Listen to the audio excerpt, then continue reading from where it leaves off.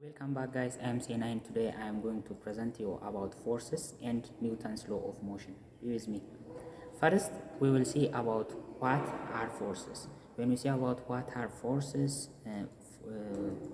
we have learned about some physical quantities like acceleration and velocity in the previous unit, but we didn't know why some physical quantities creates.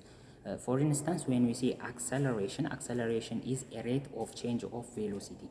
That means acceleration creates because of velocity, but we didn't know why the velocity creates. And the another thing is acceleration creates because of three things.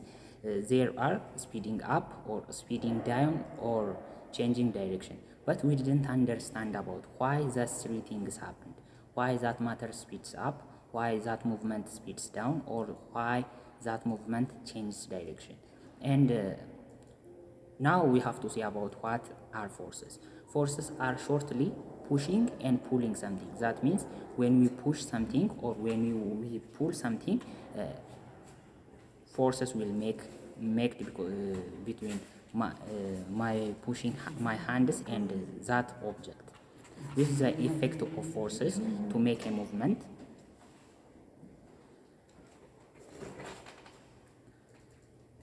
All forces are vector quantities. That means vectors only represented by magnitude and direction. We have seen that in the unit 1, but now, forces are a vectors quantity. If forces are a vectors quantity, they can be represented by both magnitude and direction. Because of this, the direction is the most important thing in forces. For example, someone hit a ball by 60 Newton force perpendicularly. In this example, we have defined both of magnitude and direction. For the magnitude is 60 Newton.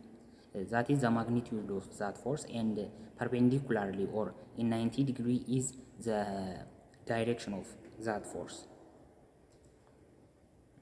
The SI unit of force is Newton, which symbolized by N, capital N, and the symbol of force is capital F.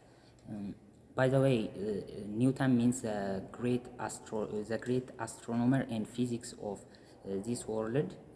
His full name is Sir Isaac Newton. He discovered the three laws which we saw it. And there are two main kinds of forces. The first one is contact and contact force and non-contact force. Contact forces means which wants a contact to create only. Without contact forces didn't create. For example, when someone push a table, it wants a contact to create. If there is no contact with the boy's hand and the table, the force didn't create, or that movement didn't create for him. And non-contact forces are which didn't want a contact to create. They didn't want a contact, like magnetic forces. Magnetic force didn't want a contact to create. And the another thing is the effect of forces. We will see two effects of forces in this level, and to understand the first effect of force, that is enough to see Newton's first law, which is Newton's first law is an object remain at rest or travel in a same velocity if there is no any external force. That means if there is no external force, that movement didn't accelerate, or acceleration creates because of speeding up, speeding down, or changing direction. Because of this,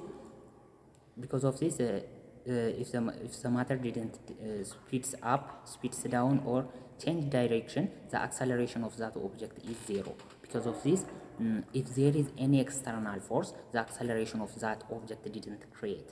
If the acceleration of that object creates, that means there is an external force acting on that object.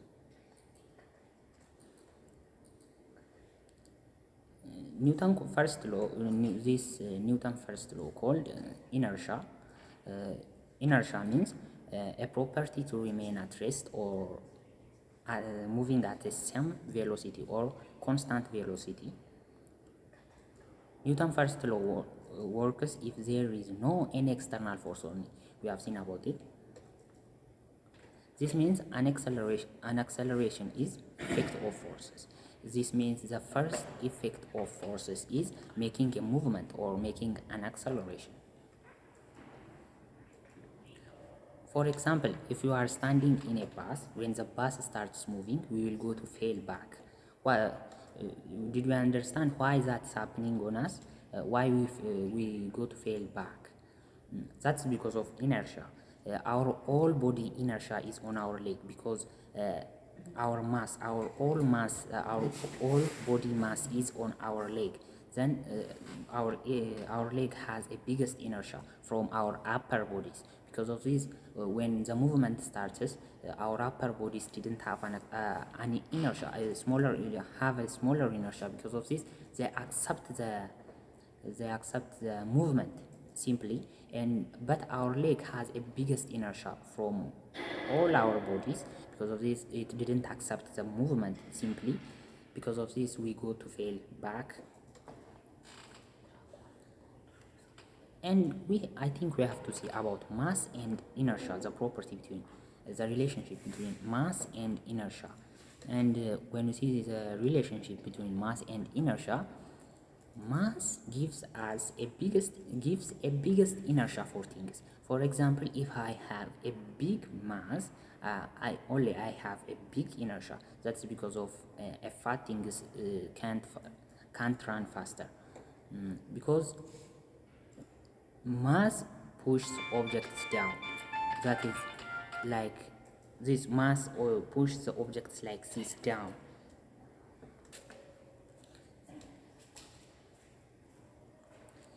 If mass of something is higher, it have a big inertia.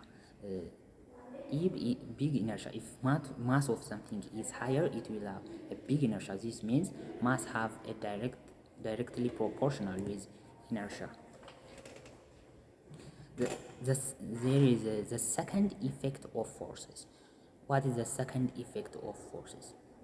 Second effect forces is like if there is two forces or more than two forces acting on one object, the shape of that object can change sometimes.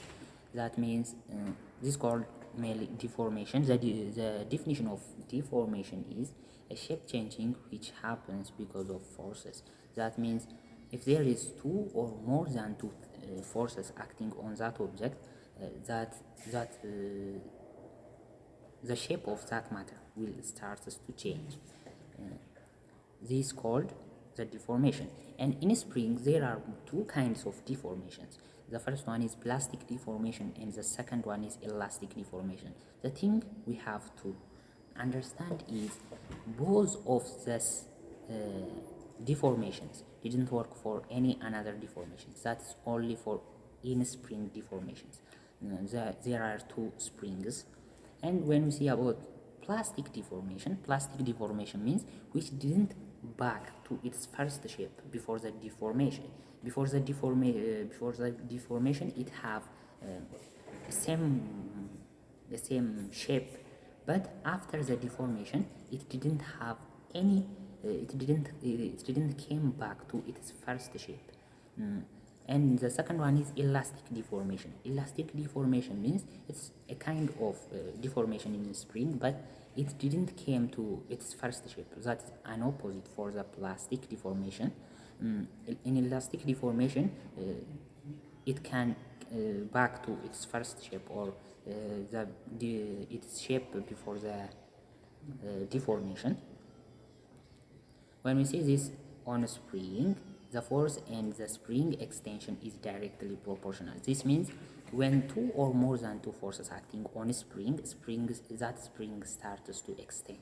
This means it starts to extend. For instance, if our force be big, that the extension will be longer than the smaller force. Because of this, we say that forces and spring extension is directly proportional. That means if if force be big or slopes up, the extension of that matter will be slopes up only directly. We have understand about what is the deformation, but now we are going to see about stiffness. What is stiffness? The thing you have to understand is the ratio of force and extension is a constant number. Just remember, the ratio of force acting on that object and the extension of that spring is the ratio of them is equal always, or it's a constant number. Still we get the elastic limit. We will see about the elastic limit, but that constant number is not equal for all springs. That means that constant number, which the ratio of force and extension of the spring, is not constant for all springs, not equal for all springs. That means that force extension depends on anything which we saw in the spring, that is the strength and the radius of the spring, and this called spring.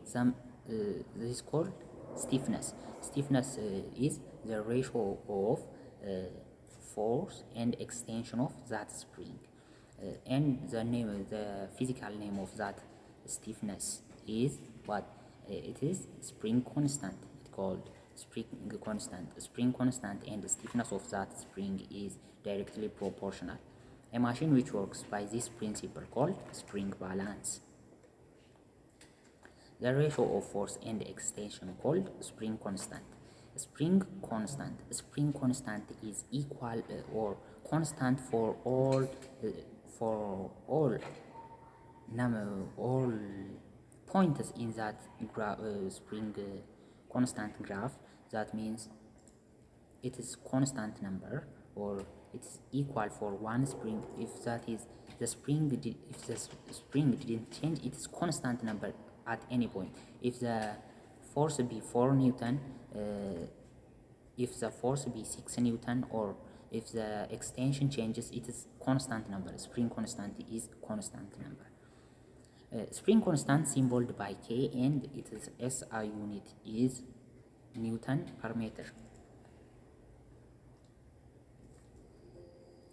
In graph of force extension or spring in the graph of spring constant graph, the gradient of the graph is equal with the spring constant. That means the gradient, or that means the graph is which slopes up in a same ratio. That if that is the gradient of the graph will be equal with the ratio of that matter. Because of this, this graph is drawn like slopes up in a same ratio, or in a same constant ratio of the forces and the extension of the graph, extension of the spring. Elastic limit. What is elastic limit? We are going to see about the elastic limit. Elastic limit is the last number of elastic deformation. That means we are talking still about the elastic deformation, because the spring's deformation is still we get the elastic limit, that is elastic deformation. Spring's deformation is elastic limit means the last number of elastic deformation. That means before the elastic limit, that is the force is directly proportional to extension of the graph. But after the elastic limit, the force is not directly proportional to the extension of the spring. This means before the elastic limit, in elastic region or in elastic deformation, if force slopes up directly, the extension will be slopes up. But if after the elastic limit, that will be opposite for this, because if the force and extension of that spring is not directly proportional. And when we see the Newton's second law talks about two forces acting on one object. That means the sum of those forces called resultant force, or We have seen it in unit 1 shortly, but now we are going to look it.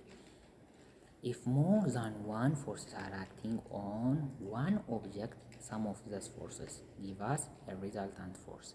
This means a resultant force means if there is one, two or more than two forces acting on one object, sum of those called resultant force. Resultant force sometimes called F net. F net is the force which produced when more than one forces are acting on one object. For example, if one force is acting on object to the north direction, the magnitude of that force is 6 Newton, and if another force is acting on that object, the magnitude of that object is 10 Newton. Because of this, the F net of this example will be sum of 6 Newton and 6 Newton at north and 10 Newton at east. When we add them, 6 Newton, we can add them by both trigonometric and Pythagoras theorem. The simplest and the shortest way is Pythagoras theorem. Because of this, when we use Pythagoras theorem, a squared is equal to b squared plus c squared. Because of this, 6 Newton squared plus 10 Newton squared is equal to the force net squared. The force net squared will be 136 Newton. Force and acceleration. We have seen about that forces are the reason of the creation of velocity acceleration, and now we are going to see the relationship between forces and acceleration equationally. We have seen that forces and acceleration is directly proportional, and now we are going to see about them equationally.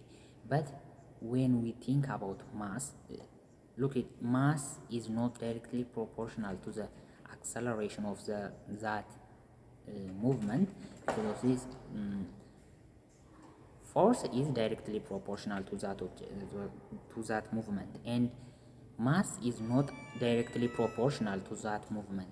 Because of this, the formula of acceleration will be what? Acceleration is equal to force net over mass. Mass and weight.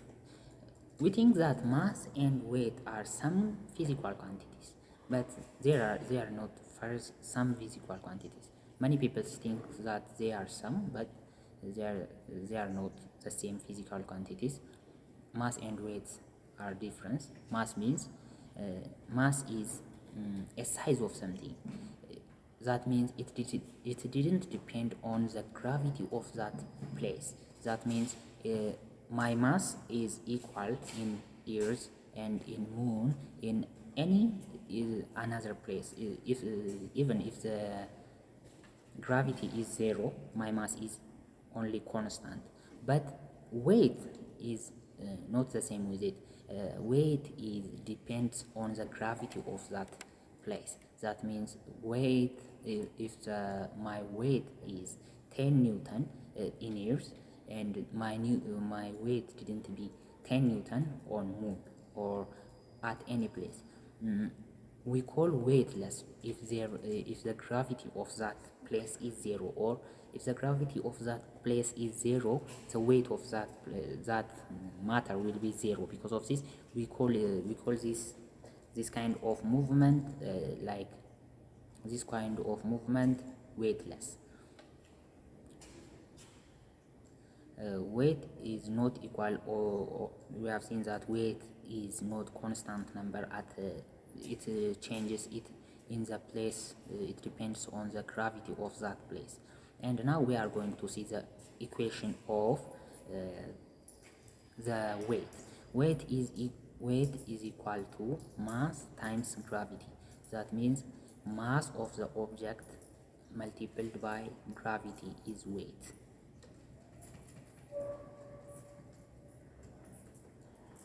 Now we are going to see about weightless. There are two major kinds of weightlessness. And the first one is true weightlessness, and the second one is apparent weightlessness. What is true weightlessness and what is apparent weightlessness? True weightlessness means that is when our mass, when our weight is zero, or when our gravity is zero, our weight will be zero. If our mass didn't be zero, because mass of something can't be zero, and but when the gravity of that place be zero, our weight will be zero. This is called true weightlessness. And apparent weightlessness means the only acting for force, or the resultant of force of that matter is equal with weight. That means the F net of that matter, or the force net of that movement, when be equal with the weight. That means the only acting force on that object is weight. Friction. What is friction? Friction is a kind of force. Friction is a kind of force. It is an opposite force of to the normal force, because it happens by opposite of the normal force. It creates because of the bumps of the surface of that matter. That means when the bumps of that matter will be big, the friction of that matter will be big. There are two major kinds of friction. The first one is kinetic friction, and the second one is static friction. What is kinetic friction? Kinetic friction is a friction which creates because of bumps when the object is moving. That means when the object is moving, the kinetic friction will be created when the object is moving. That means to continue the movement. That is not to stop or to start. That's to continue the movement. Kinetic friction is when the movement is continuing, it will create that. The second one is static friction. Static friction is to start movement. That means to start movement. Static friction will create when we start to move. If we start moving or to continue moving, we will use the kinetic movement friction. But when we standing, when we want to move, and when we start to move, the static friction will create. Static friction is bigger than kinetic friction. It is bigger than the kinetic friction. There are two things which affect friction. That means there are two things which can affect the friction. The first one is roughness of that object. If that means the bump of that matter is big, or if the bump of that matter be largest from other surfaces, then our friction will be larger than others. And the second one is weight. The weight of the object will push things down. Then when the object is pushed down, the friction of that matter will be big. Friction in inclined plane. When you see the friction in inclined plane, normal force is equal to cosine of the angle times hypotenuse, and the hypotenuse will be what? Weight of the block will be the hypotenuse. Because of this, normal force will be equal to cosine of the angle times weight, and we can get an equation to friction or force due to the friction. Force do the friction. Force the force to do the friction will be equal to sine of the angle times weight of the angle. That gives us, this is the equation of the force do the friction.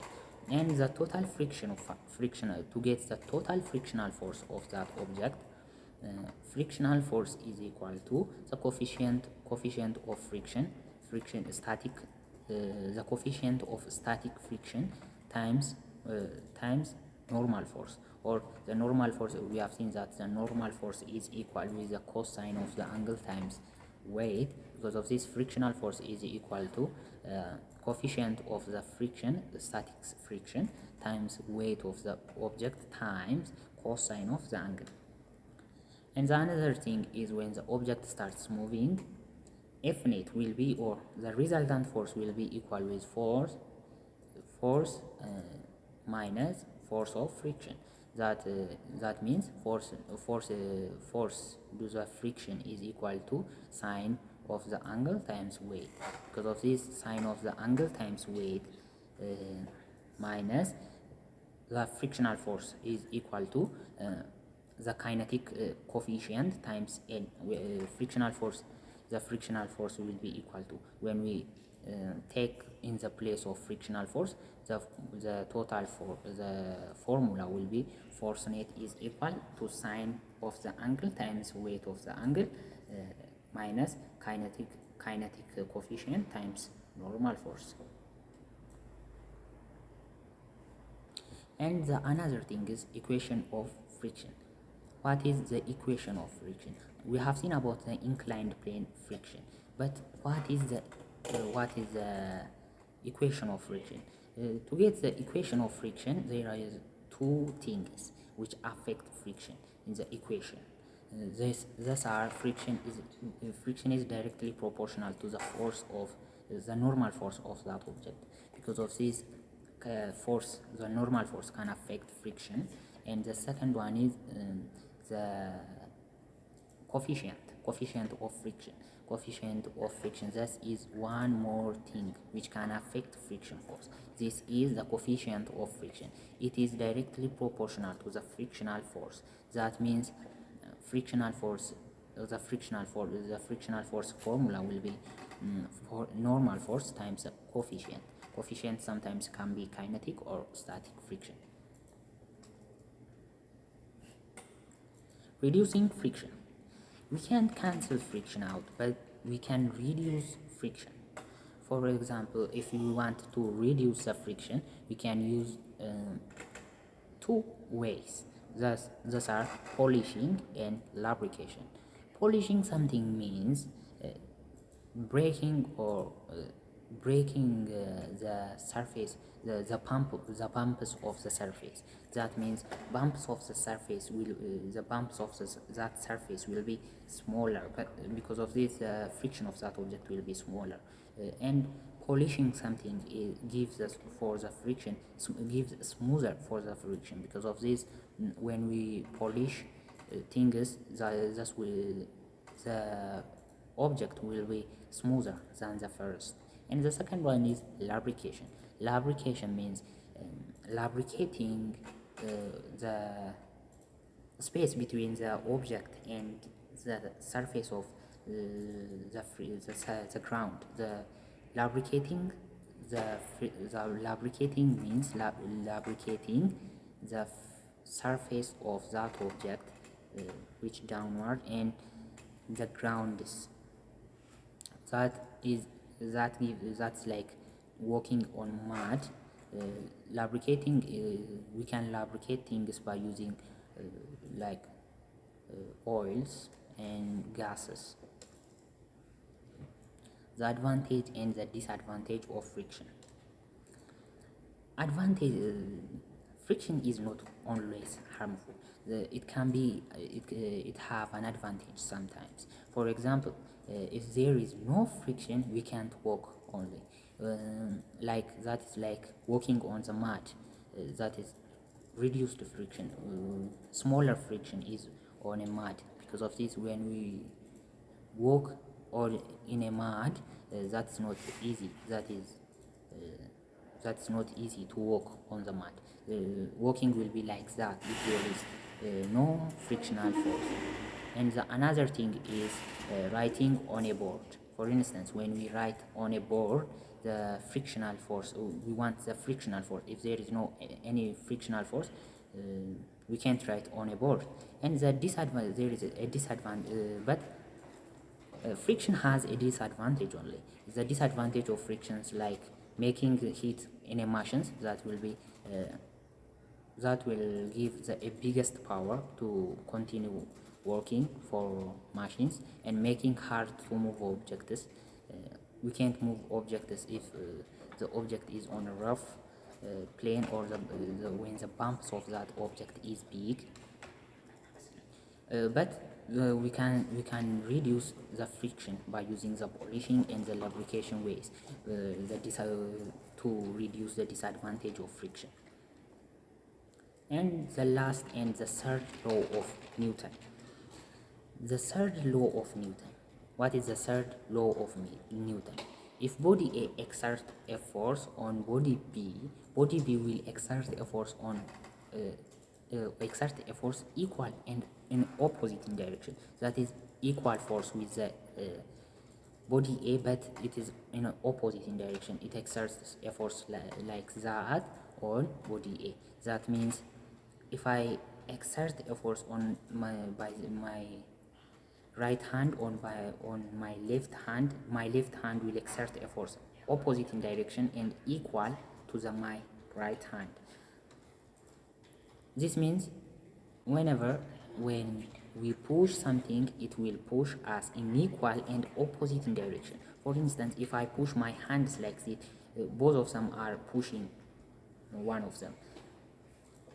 But that is opposite in direction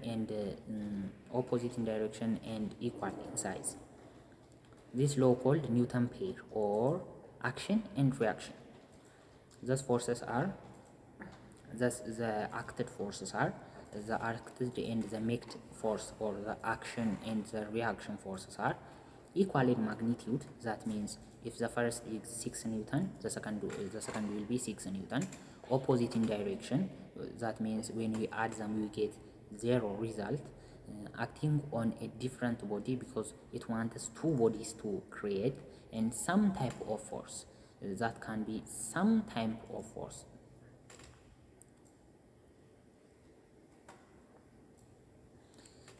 Linear momentum. What is linear momentum? Linear momentum is about stop moving.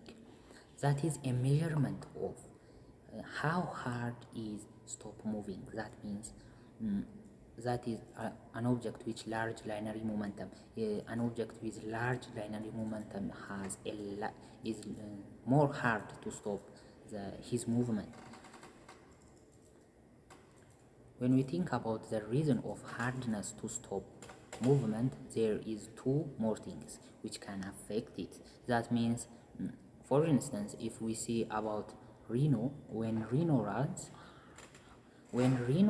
it is not easy to stop his movement because it has a large mass. Because of its large mass, this means mass can affect things. Mass can affect linear momentum. Can affect linear momentum directly.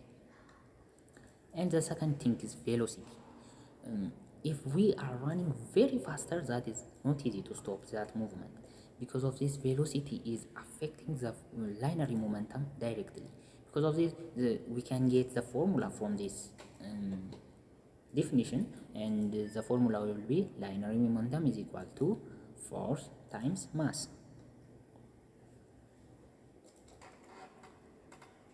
Conservation of linear momentum. We have talked about the definition of linear momentum and the equation of linear momentum, but we have to see about the linear momentums, the conservation of linear momentum.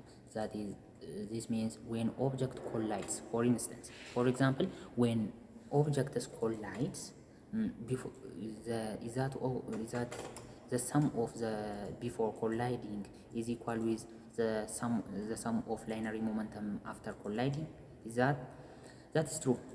They are equal. That means the first linear momentum of there are A and B forces acting coming from this, and they have linear momentum, sum of their linear momentum, sum of their linear momentum is equal before they collide. When they collide, the sum of their linear momentum is equal with before the collision, and after the collision. This means linear momentum is, this gives us that linear momentum is a constant number. Because of this, linear momentum is constant only. Any question? Sum of p, linear momentum symboled by p. Because of this, sum of p initial is equal to sum of p final, or sum of p initial, that means before the collision, and equal to sum of p final after the collision, or in collision. Total linear momentum is two objects. Total linear momentum to the two objects, they have to be sum. For instance, the first object's linear momentum is 6 N. If that is 6 Newton meter, and the second will be, if the second speed 6, and when they collide, that will be 12. The linear momentum will be 12. Explosion. What is explosion? When we say about explosion, we think that the explosion in explosion that the bullet and the gun hasn't unequal linear momentum, but that is false. They have an equal linear momentum. In Newton's second law, the momentum of the gun is equal to the linear momentum of the bullet. That is which the bullet goes faster is because of it is smaller mass. When the linear, when we make the linear momentum, the velocity of the velocity of 0.5 if we give for the gun, and the gun, if we give for the gun, that the bullet will be 500. Because of this, the total linear explosion of momentum, the total explosion linear momentum will be 0 Newton meter. That is because of what? That is because of these are unequal and opposite in direction. They are equal force acting on that object, but they are opposite in direction. And the another, when we back to the Newton second law, we to make some formulas from these formulas to make. Remind the acceleration of an object is directly proportional to the resultant force. That means force is directly proportional to acceleration of the object, which is the acceleration is indirect of the resultant force. The resultant force is acting on the object is directly proportional to the rate of change of linear momentum. This occurs in the same direction to the resultant force. That linear, if that linear momentum is in the same direction to the force made, that will be directly proportional. When we derive from this formula, we get what? Force net is equal to the change of mass times volume over mass. Linear momentum is only constant if there is no any resultant force acting on that object. Impulse. What is impulse? We will see what is impulse. Impulse is a magnitude of force which multiplied by time. That means impulse means a magnitude of force which multiplied by time. That we can get the formula from the definition. That will be impulsion is equal to force times change in t. That gives us, for when we derive this formula, that gives us force net times time is equal to change in mass times velocity over change in t. Force net, this means force net is equal with impulse, and impulse is equal with change in mass times gravity. We can get it by deriving. And what is equilibrium? We have seen equilibrium deeply in the unit 1, but now shortly we will see it in force and linear momentum and linear equilibrium. What is equilibrium? Equilibrium is shortly making zero resultant force acting on that object. That means this is zero resultant, if there is zero resultant force acting on that object, there is, that can be linear, that is a Newton's third law. That means a Newton's third law, like linear momentum, like a linear momentum of explosion is zero, for instance. That means in equilibrium is, we have seen that equilibrium is making zero resultant force. Because of this, the linear momentum of explosion is zero, and because of this, that is, explosion is in equilibrium.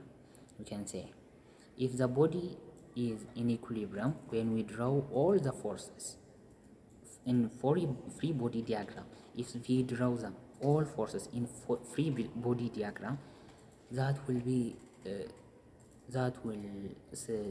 stop in the starting place of that forces. For if when we draw that equilibrium, if we get three forces acting on that object, that will make a triangle, that called a triangular equilibrium.